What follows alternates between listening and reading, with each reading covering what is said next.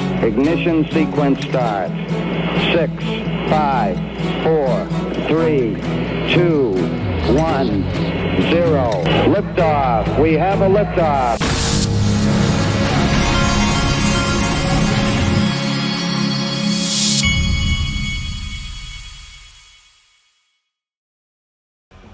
Hey everybody, this is the Digital Asset Investor, and yes, we do make videos on Christmas Day, maybe just one. Last night I had to put together a bicycle, and let me tell you, I was mad. I had to bring in reinforcements and bring my wife in to get her to look at the instructions with me. I was frustrated and pissed off at the end of that. And I think I got the front tire on wrong because I didn't put it into the thing where the brakes are correctly. So I got to go back and do that. Now I got to take that wheel off and do it again. So that's what I'm dealing with around here. Then of course I got to go take my son out, let him ride this thing, make sure it's right. And, but that'll be fun. So in the meantime, I'm having my blue drink here. I already had my coffee. I did have some Kahlua in my coffee. I had to have some Kahlua in my coffee last night when I was doing the bicycle too. The prices are pretty darn flat today. XRP's at 228. Let's see what interest. We need to start thinking about what everybody's looking at for 2025. So here we go. Investors, at our firm. Keep in mind he's Bitcoin, Ethereum, Solana, Maxi. VC pump gang member. You know how all this works. For the last 8.5 years, we have recommended an allocation to crypto, including Bitcoin or Bitcoin and Ethereum. That allocation probably should be much higher in 2025 because the regulatory landscape is actually becoming more friendly. So I think Bitcoin still has to be at the core of someone's holdings, and I see Bitcoin getting to around 250,000 next year. But that would allow Ethereum, which is around 3,500 now, to probably do even better. Ethereum could get to 5,000 or 6,000 next year. And I think this is also probably the year where there's what we call alt season, where there's things like Solana and other altcoins do extremely well. Yeah, you got to mention Solana. That's what the talking point said. XRP is the one that he really needs. See, what's funny is that CNBC still has Bitcoin, Ethereum, and Solana, even though XRP is higher than Solana. You gotta wonder, right? No, you don't have to wonder. You also don't have to wonder about this. This guy's over the target. This MicroStrategy thing, folks, is following the same model. All these same VC pump gang media outlets, they are pumping MicroStrategy, like acting like this is the greatest. And when I show you what I'm about to show you, it's gonna blow a lot of your minds because the truth is right there in the middle of the room. You got to not pay attention to what these you-know-whats are out there they're always trying to pump the narrative to you. Bitcoin, Ethereum, Solana, MicroStrategy, Bitcoin Strategic Reserve. That's what their pump is right now. This guy says MicroStrategy. Folks, I'm 50 years old. I have seen what leverage and debt can do to an economy, can do to a company, can do to a person. Trust me, it's a killer. It's a killer. Look at what this guy says. MicroStrategy's business model is now, I'm not calling MicroStrategy, or I'm not calling anybody a scam. This is him talking.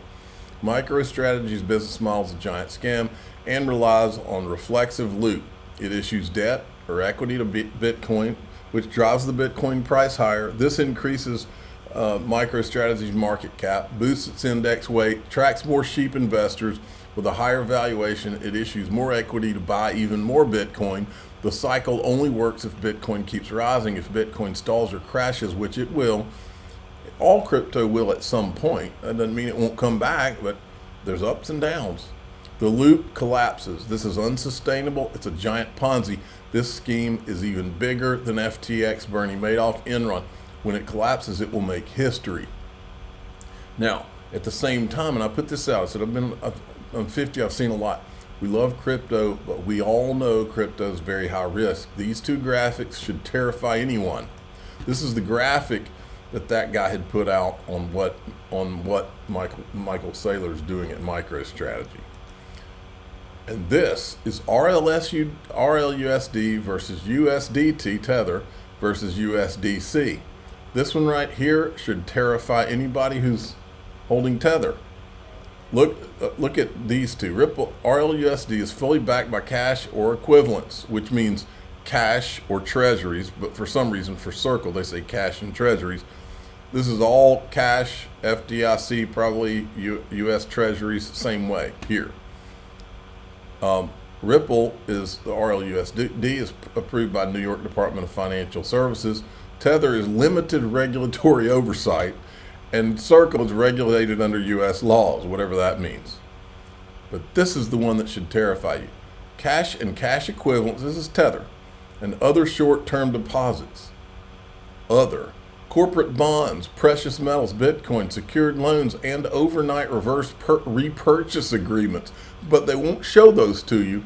They're just this is the limits of their disclosure. They're not going to show you what in the world are overnight reverse purchase agreements or the secured loans, short-term deposits. Well, that might be safe, but secured loans, reverse purchase agreements, corporate bonds. What corporate bonds? Precious metals. Even precious metals is volatile. You can use that to back something that's supposed to be stable with the US dollar? That makes no sense. Man, EBGBs. Michael Saylor wants approval for not a 97% share dilution for mass MicroStrategy. Crazy. Now, you want the big blue whale in the room, elephant of truth. Here you go. The headlines are all about MicroStrategy and Saylor's genius. Here's what they're not telling you. This is a comparison of MicroStrategy to Ripple. MicroStrategy, they have $7.3 billion of debt. They've got $43 billion of Bitcoin holdings. Ripple has no debt and $1 billion in cash, according to Brad Garlinghouse. And the XRP escrow value, using the numbers, this is from the last quarterly report, numbers as of September 30th, 2024, and the current price of XRP is $88 billion. Who's the real genius? Why is this not the company that CNBC would be talking about? All of crypto would be talking about. It's right in front of your face. This is a collapse waiting to happen. This is the it's the ultimate way to have a almost bulletproof situation for your shareholders. I mean, how do you lose in this situation? I can tell you a lot of ways you lose with this. I mean, so let me remind you, link to my sponsor, linqto.com. I just looked, they have Ripple on the platform. I won't say any numbers or anything, but I can tell you this. Ripple, I think I read somewhere where MicroStrategy, actually right here, Sean McBride says MicroStrategy is valued at around $90 billion. The last time I checked, Ripple was valued on the Linqto and selling on the Linqto platform at like 11.3 billion, and I don't know what it is now. I don't know the exact number that it is now, but I can assure you it's way under 90 billion what it's been selling for historically. That is wild, folks. Wow. This tweet right here is all you need to know. And I'm not saying to buy either one of these because I'm not a financial advisor. I'm just making you aware of the factual numbers. Okay, Jeremy Hogan.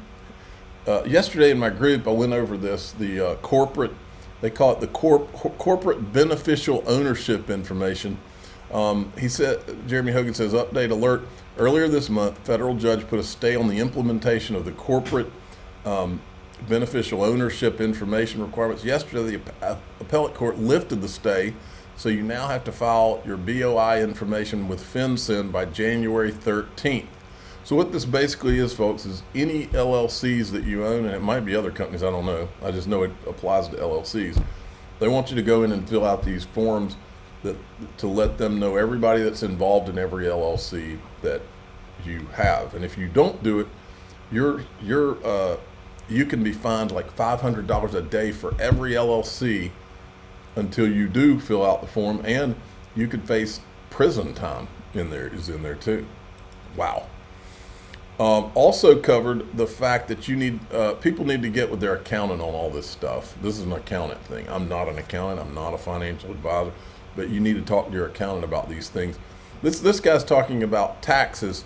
It's almost between the LLC thing and the tax thing, it's almost like a bunch of booby traps were set as these bad guys go out of office for American citizens. So I'm hoping that Trump is going to immediately go in and get rid of some of this stuff. But in the meantime, it's not a coincidence that they're making you do it by the end of this year, because they want all this control to be in place and Trump not to be able to do anything about it. But the tax thing is basically, and I don't understand it completely, but I'm going to find out here in the next few days and do it myself. You've got to do some kind of disclosure of where all your crypto is and a cost basis for it. So it's called some kind of safe harbor tax thing, and you got to do it before the end of the year. Here's this guy talking. We love to see more use cases for all kinds of crypto, especially in our real world assets market. The more real world business cases there are for the use of crypto, the better. But it's going to be a little complicated, I would say. The tax authority is going to have to figure out how to link up somebody's Bitcoin wallet with their tax obligations, with their tax bill, so that they can match up the Bitcoin that they receive with the obligation to pay the tax. That means probably someone's going to have to give their Bitcoin wallet to this tax authority. And the crypto market is not really very friendly necessarily to the tax authorities, and people are not going to necessarily want to give up their wallet addresses. So I think the implementation there is going to be a little bit challenging. And then there's a series of other things that they're going to have to do. We'd love to see. Okay, interesting stuff. Okay, here's a video that you need to watch. I want to show you this part. That we had the 15 years ago This is the World Knowledge Forum 2024. The first Bitcoin transaction in 2009. At that time, the paper that launched Bitcoin said the goal was a peer-to-peer version of electronic cash, so people could send money directly to one another without financial intermediaries. Okay, so we'll eventually call that real-time gross settlement. It means you just send one payment from one person to another without anyone in the middle. So that was the dream 15 years ago. If we look forward to what's happened today, look back now from 2024 over the past 15 years, payment systems have actually greatly improved. When I mean greatly improved, I'll talk about in terms of speed, convenience. Convenience is mobile phone, because now so many payments are on the phone, and access, that people who don't have any access to the financial system or didn't now do. So payment systems have greatly improved, but it's with fintech and without blockchain. The only successful blockchain sortie there's been, sortie I mean a very small attack if you like, the only successful blockchain there's been in large scale payment systems has been in cross-border payments. So yes, sir. Who's been leading that? And then watch this section. As far as access goes. Let me get it to 6 minutes is where he talks about Ripple. Ripple, tier in Ripple and JPM Coin. So just, I'm sure this audience, if you've come here, I'm sure you know. Hey, look, JPM Coin launches in 2020. Just happens to be right after or right around the time that Ripple gets sued and the SEC ties it up in a lawsuit for the next 4 years. What a coincidence. What blockchain is, but the same JPM coin that was built on Ethereum, same JP Morgan that was working with Consensus, same Consensus that was behind the scenes working with Bill Hinman to get ready to give the Bill Hinman Ethereum free pass speech. The same Bill Hinman who was being paid by his law firm that represented the Enterprise Ethereum Alliance, or that was a member of the Enterprise Ethereum Alliance and represented JP Morgan, all that. This talk will just say it's a ledger. It keeps track of who owns a certain token, and you can just transfer ownership very quickly of a token from one person to another on the blockchain, and that happens instantaneously.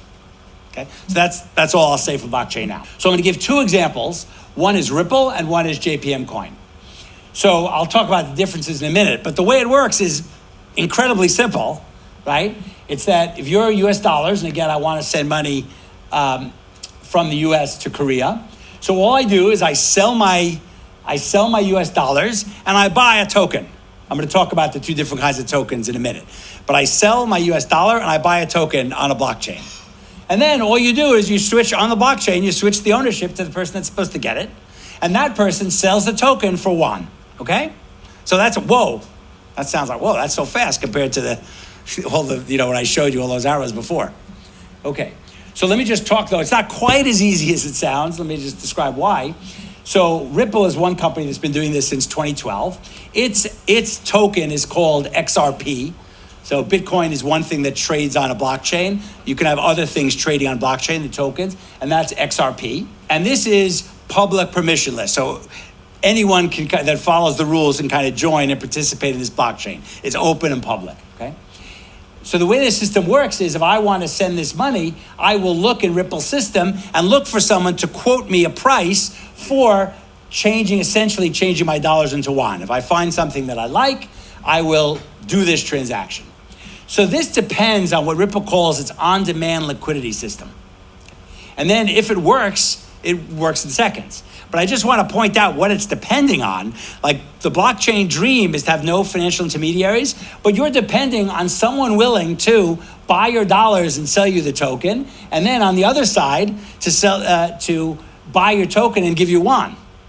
So you're relying on a set of market participants. So maybe it's not exactly the same as a bank, but it's similar, right? So you're relying on market liquidity to get this to work. Okay, in daixrp.com, here's what we're going to do.